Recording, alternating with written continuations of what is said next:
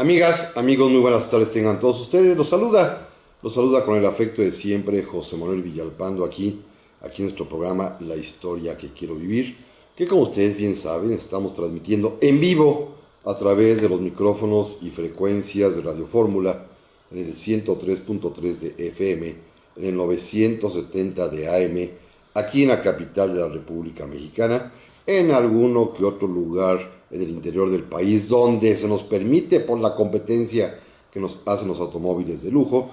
También estamos transmitiendo, por supuesto, a los Estados Unidos, naturalmente a Puerto Rico, a Canadá también, y por supuesto a todo el mundo, y en todo México, naturalmente, donde no podemos llegar vía señal radiofónica, a través de la página de internet www.radioformula.com.mx, en donde, repito, nos pueden escuchar esta tarde, casi como siempre, en vivo.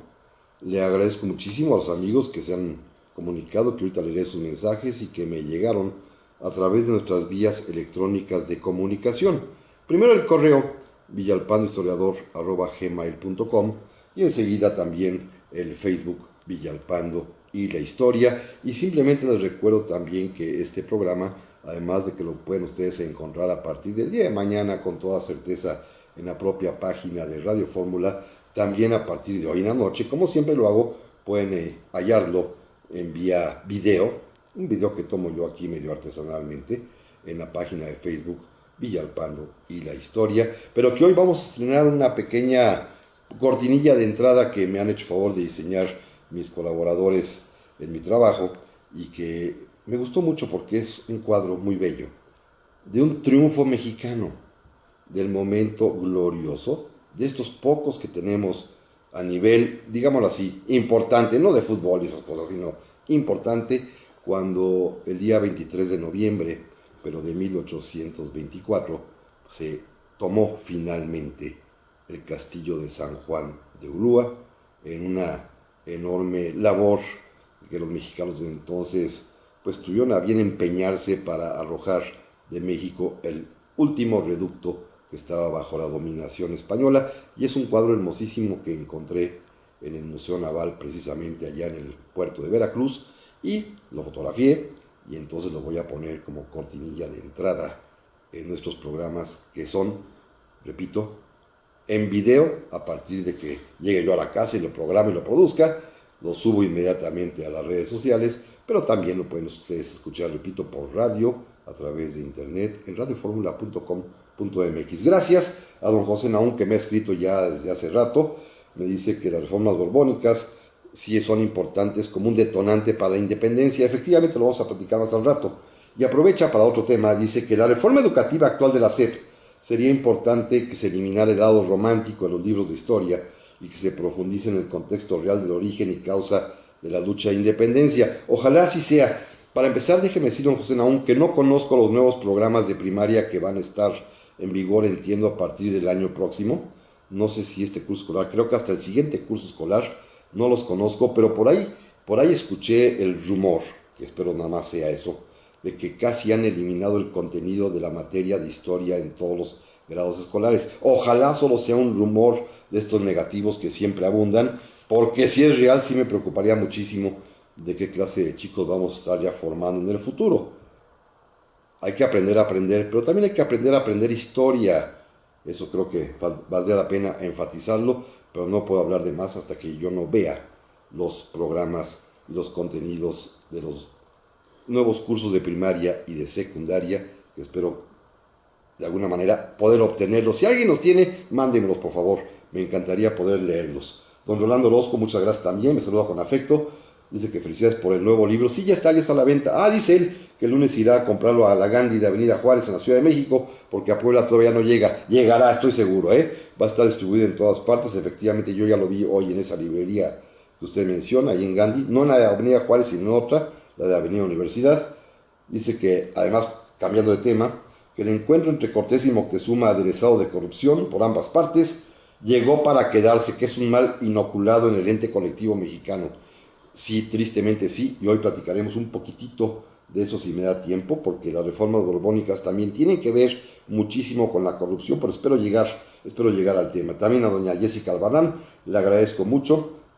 Me dice que las leyes borbónicas tuvieron que ver con la Constitución mexicana. Sí, de alguna manera. Hoy vamos a tocar un tema que nadie platica de él y verán ustedes qué paralelismo tan evidente hay entre la época borbónica y el México actual. Don Manuel García López desde Querétaro, muchas gracias, le aprecio muchísimo, dice que está listo para el programa. Don Jaciel Ponce, que ya compró el libro y me manda una fotografía de él posando con mi libro. ¿Cómo se lo agradezco, don Jaciel? De veras, muchísimas gracias. Don Fernando Salinas también me escribe, nos saluda, dice que felicita a su esposa, que hoy cumple años y que le van a hacer una rica carne asada. A doña Alicia Vargas, con todo gusto, pues le estamos haciendo aquí también su festejo desde nuestro programa La Historia que Quiero Vivir. También le agradezco muchísimo a todos ustedes, amigos y amigas, que me han escrito, como Maru Uribe, que si sé algo sobre la muerte del mayor Sabines. Perdón, ese es anterior. Dice que está aquí en primera fila, escuchando ya el programa. Y en fin, tengo otros más que ahorita leeré con calma. Déjenme empezar de una vez, porque ya por ahí recibí un regaño de otra radio escucha que dice que pierdo mucho tiempo saludando a todos los amigos. Pues es mi deber saludarlos, por supuesto. ¿Qué más quisiéramos que estar pues un poco más de tiempo, las 2 horas por las que todo el mundo está votando, que ojalá me las concedieran para poder tener más calma para desarrollar estos temas? Pero vámonos al tema. Es el tercer programa que dedicamos a las reformas borbónicas y déjenme decirles algo muy importante. Ya platicamos de la creación del ejército, ya platicamos de la construcción de fortificaciones, diciendo además que estas dos acciones de gobierno del rey Carlos III van a propiciar que la gente lo quiera mucho porque crean empleo. Pero después vino también la expulsión de los jesuitas, de la cual ya hablamos. Y hablamos también hace 15 días, ustedes recuerdan, de un tema muy divertido. Bueno, divertido para nosotros ya después de 2 siglos y medio, pero para ellos no tanto, cuando se prohibió el matrimonio entre desiguales. Pero vamos con otras reformas que son bien importantes. Una primera. Carlos III, para una mejor administración del territorio novohispano y en general de toda la América española, decidió cambiar buena parte de la antigua división geográfico-política de los reinos americanos.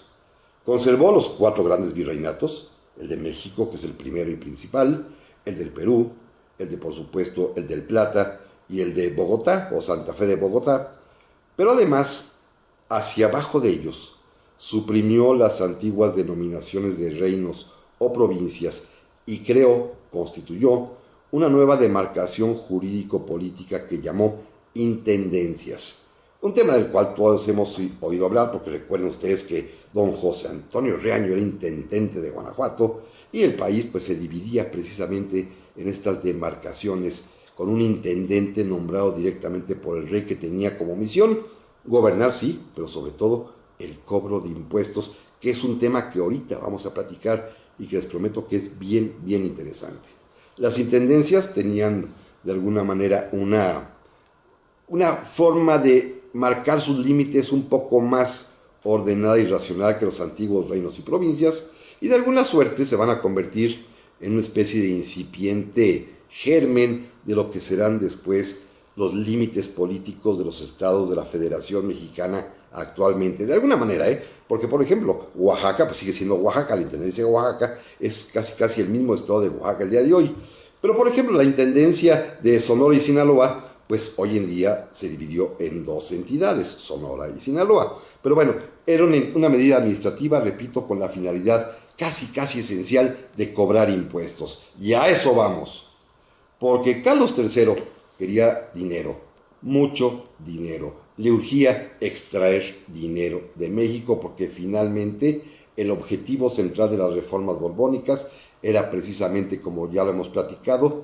explotar más intensivamente a la Nueva España, que es la joya de la corona, la que provee la mayor cantidad de recursos, de riqueza para la vieja España, y hay que exprimir a los novohispanos, a los cuales, como ya platicamos, el rey siente cierto despectivo desprecio que se manifestó, por ejemplo, cuando expidió la Real Pragmática de Matrimonios, prohibiendo las uniones entre aquellos que son desiguales. ¿Se acuerdan que platicamos de eso? No lo voy a repetir. En aquel tiempo, en la Nueva España se pagaban pocos impuestos. Hay que decirlo también con toda claridad. Como es un rey moderno, todo modernizador quiere cobrar impuestos. ¿Les suena, verdad? Suena. Cada vez que hay una reforma al Estado mexicano, ándale, que nos aumenta los impuestos. Es como que el pan nuestro de cada día. Pero Carlos III no sería la excepción. Hasta ese momento, fíjense amigos, esto es bien importante.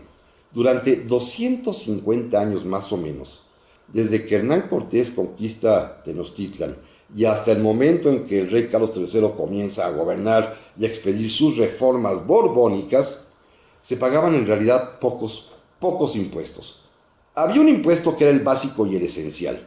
Se llamaba el quinto real. El quinto real significa el 20%, que es el impuesto a la producción, a la venta, a la utilidad. Todo aquel que tenía una mina, una hacienda, un negocio, un comercio, un taller, lo que percibía al año, el 20% de eso era impuesto.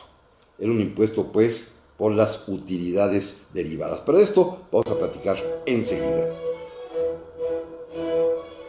Y estamos aquí, amigas y amigos, de nueva cuenta en la historia que quiero vivir, en este sábado, en vivo, platicando sobre las reformas borbónicas. Pero antes quiero agradecerle, ahora sí ya, a Maru Uribe, que me estaba yo haciendo bolas, que ya está en primera fila escuchándonos, muchas gracias.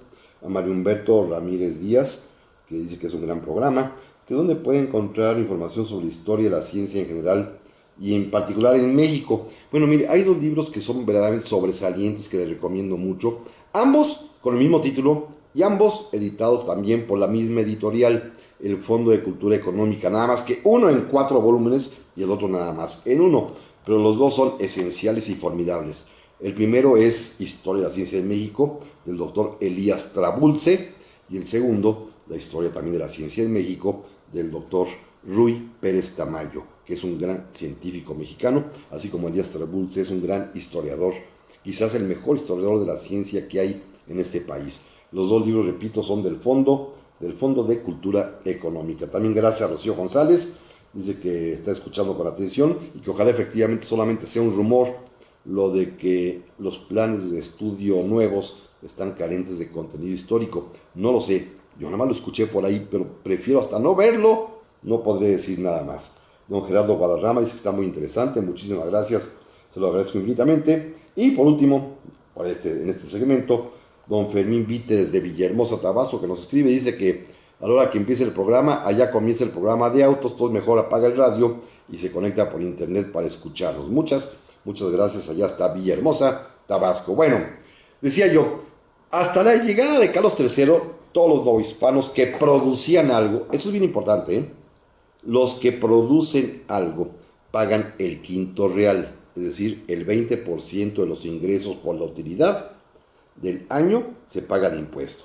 Es un 20%. Hoy se paga 33%, así que no estaba tan mal la cosa.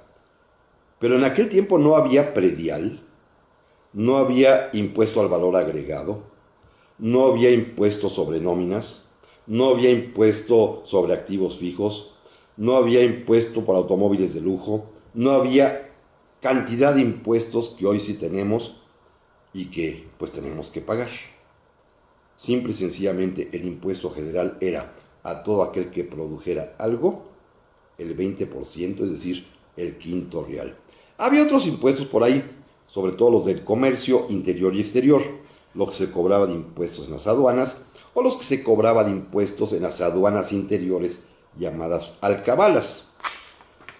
Y a partir de ahí solamente pagaban otro tipo de impuesto, fíjense bien amigos, todos aquellos que fuesen no indios, es decir, españoles, criollos, mestizos, mulatos, castas en general, tenían que pagar, eso sí, rigurosamente su diezmo. El 10% de todo lo que produjesen, igualmente al año, hay que pagárselo al Estado para que se lo dé a la iglesia, al rey para que se lo dé a los obispos. Una forma muy curiosa de manejar las cosas, pero así funcionaba. En total, la gente productiva tenía que pagar más o menos el 30% sumando los impuestos del quinto real con el diezmo que era obligatorio. Los indígenas estaban exentos de todos los impuestos, de todos, no pagaban quinto real y no pagaban diezmo. En cambio, desde casi una vez terminada la conquista en 1521, y escuchen amigos que esto que sigue es bien importante, se les aplicó un impuesto personal, conocido como tributo indígena, del cual ya he hablado en otras ocasiones porque es una causa directísima de la independencia, que consistía durante 2 siglos y medio en 1 peso al año por persona. El indígena pagaba 1 peso al año por ser indígena, pero a cambio estaba exento de los demás impuestos como el quinto real particularmente y el diezmo, que sí eran bastante elevados. ¿Qué significa, amigos y amigas, pagar 1 peso al año por persona en el caso de los indígenas? Y vamos a poner un ejemplo muy claro para que ustedes lo comprendan, como también lo hice yo hace un ratito, que hice unas sumas y restas muy elementales y sus multiplicaciones también. En aquel tiempo el peso, nuestro peso mexicano, no se dividía fraccionariamente en centavos, se dividía en reales.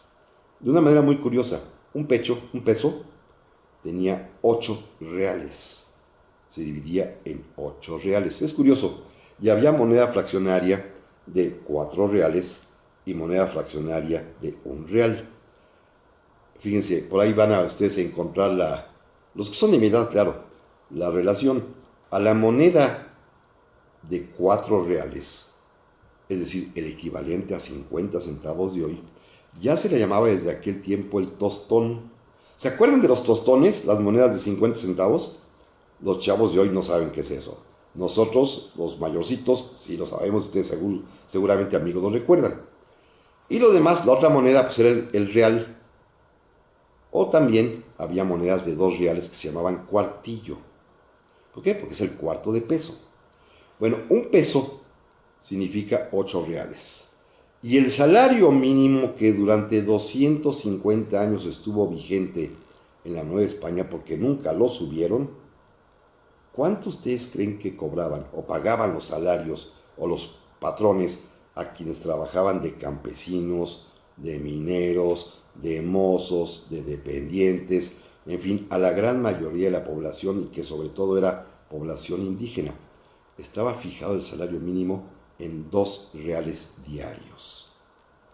Es decir, un señor indígena, para pagar su peso al año de impuesto, equivalía ese peso a 4 días de trabajo. 4 días de trabajo equivale a 1 peso, porque son 2 reales diarios, el peso tiene 8 reales, entonces 4 días de los 365 días era el impuesto, es decir, era bastante económico. Claro, naturalmente este es un indígena solo, por supuesto, pero un indígena que sea cabeza de familia, y voy a poner un ejemplo muy elemental, que es el señor, con su esposa, que vive con ella su suegra, vive con ella también la tía arrimada que siempre pasaba, y tiene 4 hijos, son total 8 de familia. Tiene que pagar por las 8 personas 8 pesos, porque solamente paga quien produce. Los chiquillos no trabajan, la esposa a lo mejor ayudaba un poco vendiendo tortillas o algo, la suegra a lo mejor no hacía nada seguramente, a lo mejor la tía arrimada pues cosía o bordaba o hacía algún tipo de artesanía, pero el señor, el que va a trabajar a la mina, el que va a trabajar al campo, es el que tiene que pagar por los 8 miembros de su familia. Obviamente 1 peso por cada uno son 8 pesos al año, que equivale a 32 días de trabajo, es decir, poquitito más de un mes de los 12 del año es el impuesto.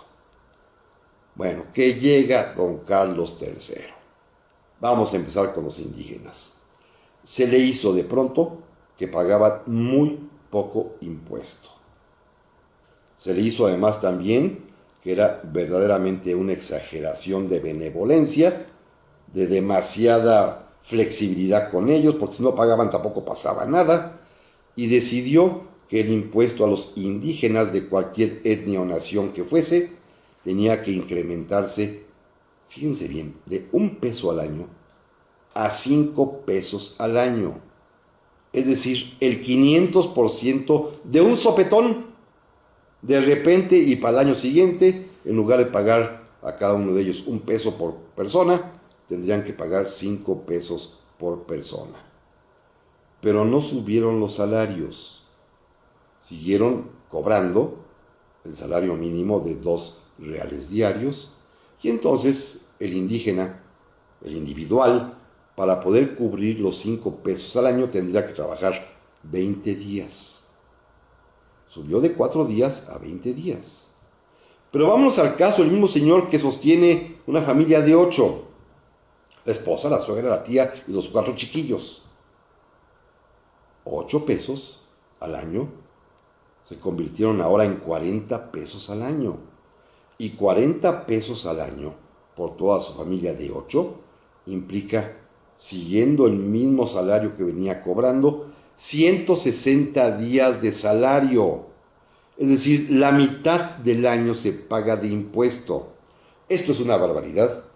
Y repito, va a ser una de las causas directas por las cuales cuando la gente se harte de pagar este impuesto, se va a lanzar a la guerra de independencia, sobre todo porque hubo gente buena y generosa, como un sacerdote cura párroco en Dolores, Guanajuato, Miguel Hidalgo y Costilla, que gastó su propia fortuna, su peculio personal, en saldar la deuda de sus feligreses, porque Carlos III decidió que si antes a los indígenas no les pasaba nada por no pagar, ahora al que no pagara, según su sexo, complexión y edad, se le aplicarían hasta 200 azotes por no pagar impuestos. Por lo tanto, el padre Hidalgo y muchas otras personas daban de su propio peculio, de su fortuna, lo suficiente para saldar las deudas fiscales que la Hacienda Real cobraba a los indígenas de su feligresía, y por esto, cuando llegó la hora del grito, la gente no dudó en seguirlo. Ese hombre nos había salvado cuántas veces de los azotes, ni modo de dejarlo solo ahora, cuando iba a luchar precisamente contra el rey déspota, el rey que cobra tan elevados impuestos. Esto es, pues, una de las causas directas de la independencia nacional, el exorbitante aumento de los impuestos a los indígenas. Pero los impuestos a los blancos, a los no indios, a las castas, a los mulatos, a los mestizos, a los criollos, tampoco se quedaron atrás. Y estos vamos a platicar de estos temas exactamente en cuanto volvamos de nuestro corte.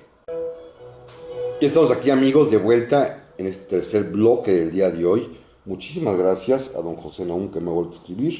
Me dice que la necesidad de recaudación fiscal por parte de la corona española se originó por las guerras en las que participó en esa época y que prácticamente la tenían en quiebra. Sí y no, don José, ya platicamos en el primer programa de esta serie que en buena medida lo que motivó a Carlos III a hacer las reformas fue precisamente la quiebra española, pero no por las guerras, sino por el bloqueo naval que Inglaterra sometió a España y que impidió que llegase el oro y la plata de México, particularmente de México, pero también del Perú, con lo cual España, que no había producido casi nada en 200 años y compraba todo de Europa con el dinero que llegaba de América, al no llegar este recurso pecuniario, pues se vio obligada a padecer hambre, tremenda hambre, y fue necesario, repito, una gran reforma agraria allá en España, por ejemplo, para empezar a producir más, pero mientras tanto había que explotar a América y extraer lo más posible de ella.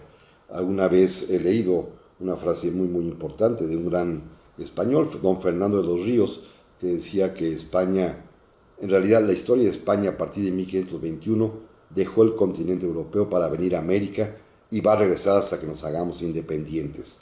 Es decir, la historia española continúa en América porque los españoles, como ya lo platicamos, se dedicaron durante varios siglos deliciosamente al ocio cultural. Tuvieron grandes poetas, literatos y pintores, pero no trabajaban absolutamente nada porque todo se les daba a manos llenas por el oro y la plata que llegaban particularmente de la Nueva España. También le agradezco a don Alberto Flores, que me está escuchando, que está interesante el programa, se lo aprecio muchísimo. También le agradezco muchísimo a don Rafita Barrios, que siempre nos escucha, a don Santiago Rosas Puebla, que nos saluda desde Puebla, a Yuri Francisco Noriega, que nos está saludando desde Quetzaltenango, en Guatemala. Muchas gracias. A Guatemala llegamos. A don Pablo Ramos, que dice que es un excelente programa, se lo aprecio. Y Lalo Núñez dice que ya va a ir a Gandhi a buscar el libro. Muchísimas gracias, se lo agradezco infinitamente. Y bueno, fíjense bien, a los indígenas, pues, valga la expresión, los pasó a molar el rey, incrementando el impuesto 500%, de 1 a 5 pesos al año, bajo pena de ser azotados si no pagaban. Pero a los no indígenas el rey se puso a pensar, bueno, a ver, los mestizos, los mulatos, los criollos, los españoles, ya pagan todos ellos el quinto real, es decir, el impuesto por producción, el impuesto por utilidades. ¿Qué más les podemos cobrar? Bueno, el rey verdaderamente hizo un dechado de imaginación con lo que les voy a platicar. Fíjense que recuerden ustedes, amigos, que el rey tenía información de primera mano en virtud de que había enviado a México a un visitador, al famoso José de Gálvez, quien a su regreso le había informado de 1000 cosas, pero particularmente varias de ellas. Una ya la platicamos hace 15 días, de la continua mezcolanza racial, por llamarla de alguna manera, que se daba en México, cosa que el rey va a prohibir con su pragmática de matrimonios. También informó de la descarada corrupción, tema que vamos a platicar en el siguiente programa, pero también le informó, y escuchen amigos que esto es actual todavía, de la enorme vanidad de los mexicanos, particularmente de la enorme vanidad de los mexicanos más ricos. Recuerden amigos, teníamos en aquel tiempo, creo que hoy también, al hombre más rico del planeta, y los que le seguían, pues eran igualmente, pues no tan ricos, pero bastante ricos. Había una capa aristocrática criolla, no española, criolla, es decir, descendientes de españoles ya nacidos en México de siglos atrás, o de decenas de años atrás, que se habían enriquecido de una manera tan grande, que no había manera de comprender que hubiese tanta riqueza en tan pocas manos. Eran una treintena de familias, en las cuales la más importante, por supuesto, es la de don Pedro Romero de Terreros. Y bueno, ahorita voy a hablar de los marqueses. Y a todos ellos, hombres ricos, vanidosos, fatuos, particularmente quizás no los que iniciaron el emporio económico, pero sus descendientes. ¡Qué barbaridad! Es decir, recuerden que esto es muy normal en nuestro país, que los ricos se sienten verdaderamente paridos por el cielo, Y el rey decidió aprovechar. ¿Y saben qué hizo Carlos III?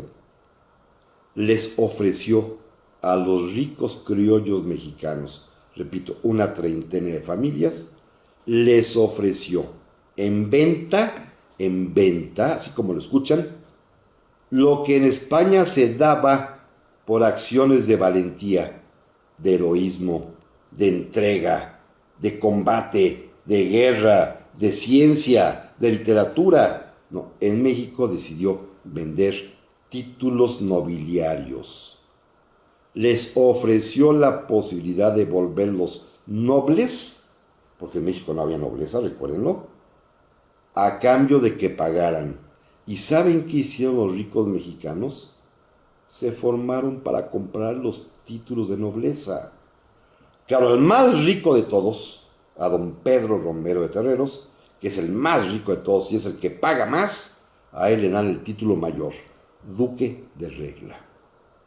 A los que pagan un poquito menos los hacen marqueses, como el marqués de Guadalupe, por supuesto, el marqués de Vivanco, muchísimos otros más. Los que pagan un poquito menos, pero son igualmente archimillonarios, los hacen condes. El conde de Casaderas, bueno, antes el marqués de Jaral del Berrio, el conde de San Mateo Valparaíso, en fin, la nobleza mexicana, los 30 y tantos títulos de nobles que existieron en México, fueron títulos que compraron los ricos a un altísimo y exorbitante precio.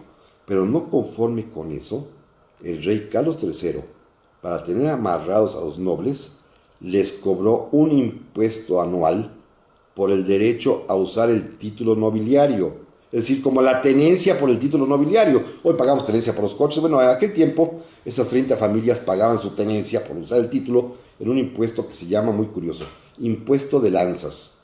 Y es el refrendo del título nobiliario pagado cada año en hartos miles de pesos que estas familias vanidosas, excéntricas, claro, hicieron grandes obras de construcción. Son los palacios que actualmente vemos hoy en la Ciudad de México. El Palacio de los Condes de Moncada, que es el hoy Palacio de Iturbide, el Palacio de Jaral del Berrio, que es ahora sede de un importante banco ahí en Venustiano Carranza, esquina con Isabel la Católica. En fin, hombres muy ricos, pero también muy vanidosos como buenos mexicanos, que no dudaron en comprar sus títulos nobiliarios. Hoy los ricos, ricos, ricos compran helicópteros. Bueno, en aquel tiempo los ricos, ricos, ricos compraban títulos nobiliarios para decir que son nobles.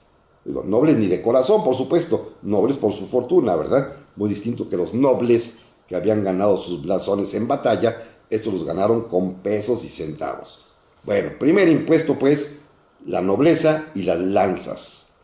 Y después se le ocurrió que a todos los demás había que cobrarles también un impuesto. Repito, ya todos pagaban el quinto real, el 20%, pero decidió que aquellos que tuviesen un negocio inusitado, un incremento notable en sus utilidades, fuera de lo común, un ascenso en el ejército, en la oficina, una promoción, un nuevo negocio, un nuevo empleo, es decir, cualquier tipo de muestra de superación traducida en pesos, aquel que tenía un ingreso adicional por algo, por haber ascendido, por haber comprado un nuevo negocio, por haber hecho un gran negocio especialmente distinto de lo normal que tenía cada año, a esa cantidad diferente al ingreso usual se le aplicó lo que se llama la media annata. La mitad de ese ingreso adicional se iba a pagar de impuesto, la media annata, o sea, medio año.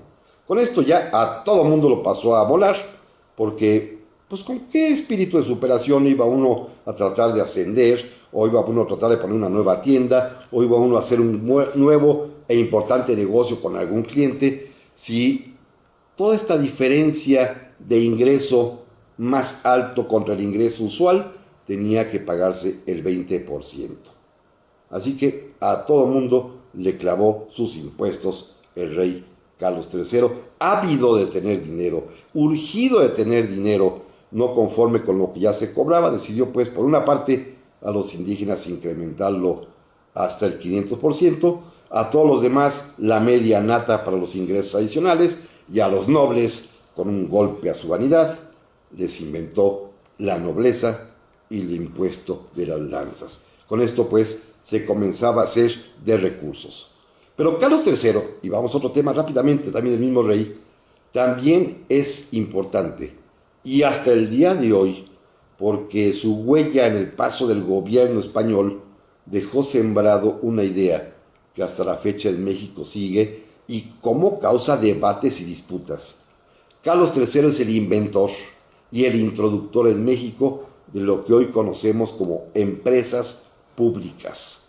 Las empresas que dependen del Estado, las empresas que son del Estado. No había Pemex, por supuesto, no había Comisión Federal de Electricidad, por supuesto, pero hay sus similares que a la usanza de los tiempos y conforme a lo que en aquel tiempo era indispensable, Carlos III decidió crear los monopolios o los estancos de la corona para que determinados bienes y productos solamente fuese la corona española, la que los pudiera producir, comercializar, vender, almacenar, y esto porque es un material o un bien considerado como prioritario, estratégico y reservado únicamente para ser del dominio del rey. Y todo el mundo tenía que disciplinarse ante esto. Volvemos enseguida.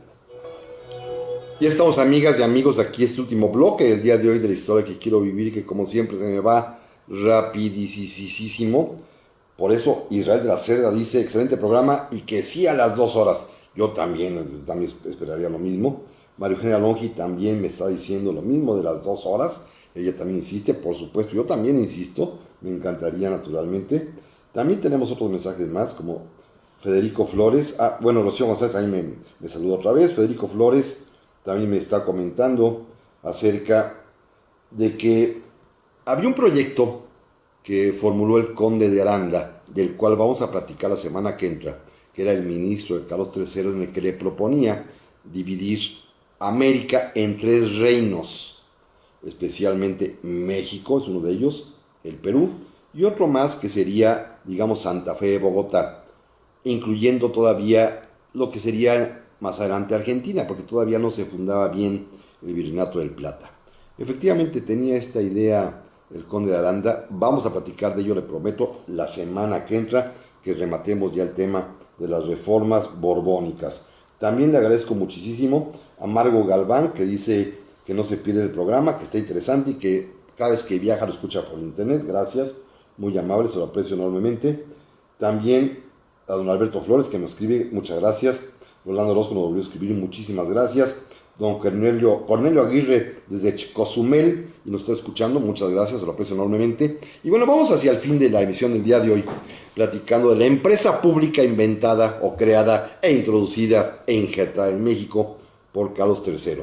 Bueno, esto fue una cosa fantástica, ¿eh? Debo decirles que prendió la idea tanto que hasta el día de hoy seguimos discutiendo si el Estado debe ser dueño o no de empresas públicas. Recuerden, amigos, que hubo una época, allá en los tiempos del presidente Echeverría y del presidente López Portillo, que había en poder del Estado algo así como 1000 y pico de empresas. Fábricas de bicicletas, fabriquitas de jugos y de cócteles. ¿Se acuerdan que había de todo? Tenían una línea aérea, Aeroméxico, tenían teléfonos de México en aquel tiempo, tenían bancos, no solamente Pemex, la compañía de luz. Bueno, había centenares de empresas públicas. ¿Quién las inventó? El concepto lo trae Carlos III, que decide crear cinco monopolios o estancos de la corona, en el cual, repito, los bienes específicos que están reservados al rey, como son el tabaco, la pólvora, el azogue, los naipes y el papel sellado, solamente el rey a través de sus oficiales, es decir, a través de los funcionarios de sus monopolios públicos, lo cual crea una burocracia enorme naturalmente.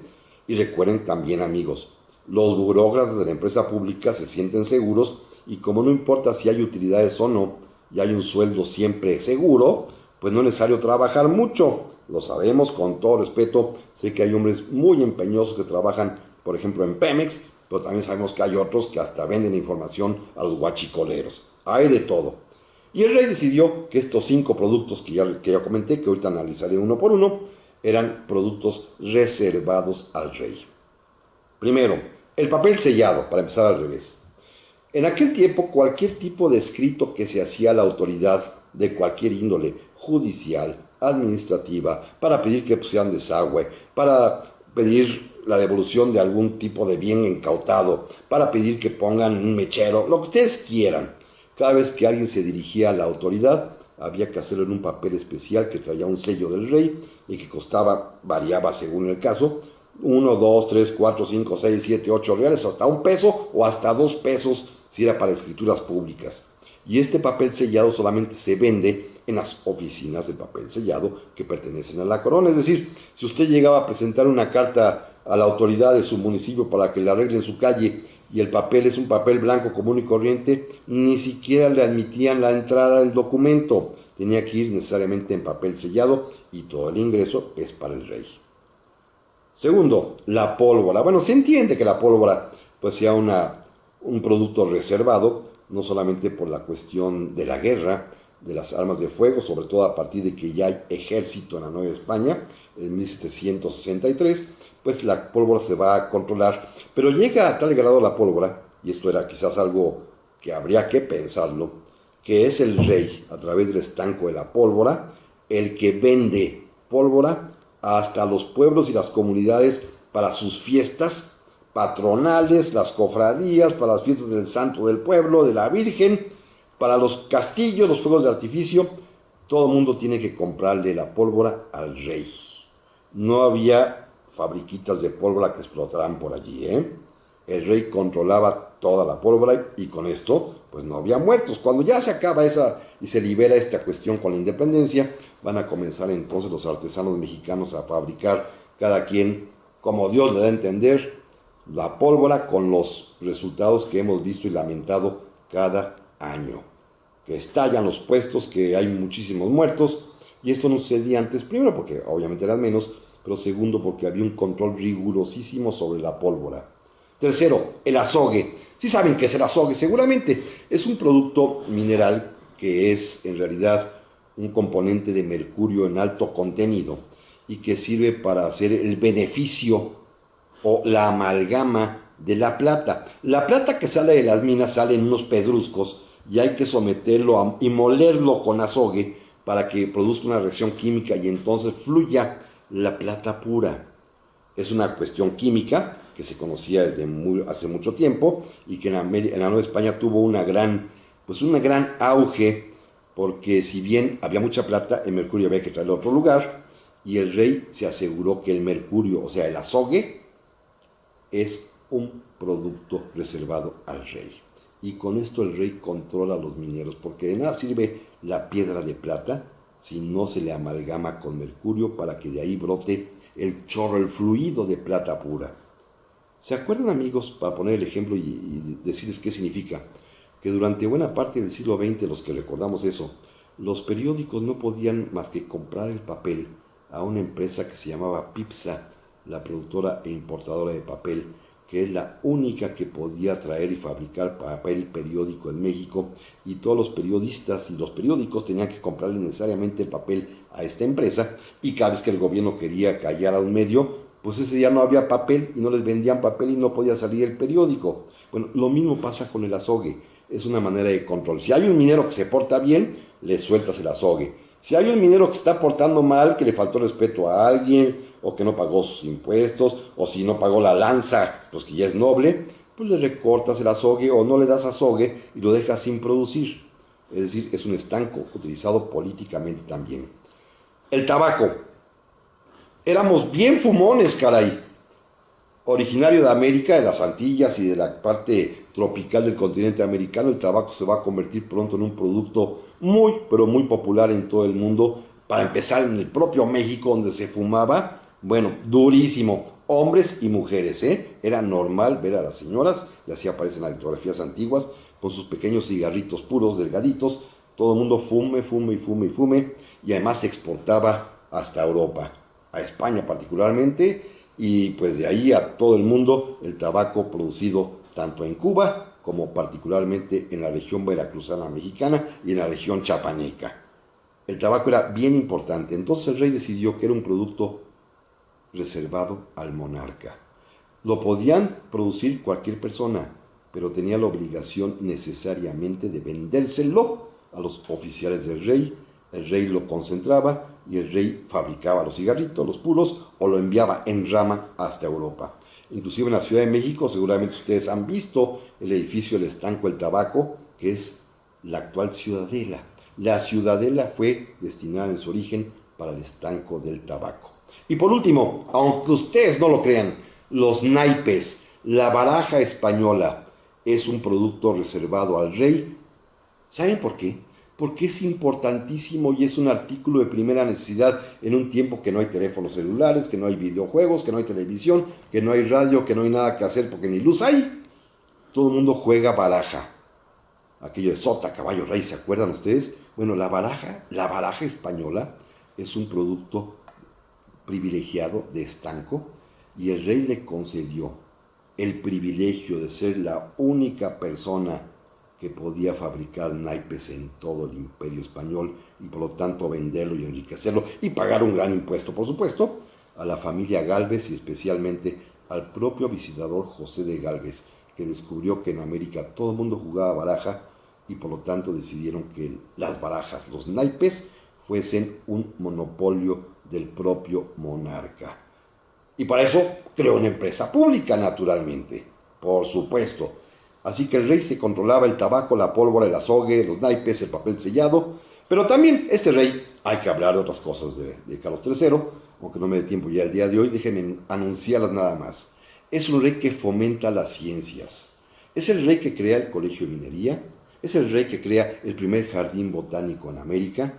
Es el rey que crea el Archivo General de la Nación. Es el rey que, para fomentar el conocimiento geográfico, financia expediciones de novohispanos que van a llegar hasta Alaska. Voy a platicar con más detalle esto la semana que entra. Pero es un rey también que fomenta las artes y crea lo que podríamos llamar era el Conaculta novohispano, cuando constituye la Academia de San Carlos y a través de ella se puede estudiar arquitectura, escultura, grabado, pintura, ya sea para aquellos que pueden pagar esta educación o también mediante becas.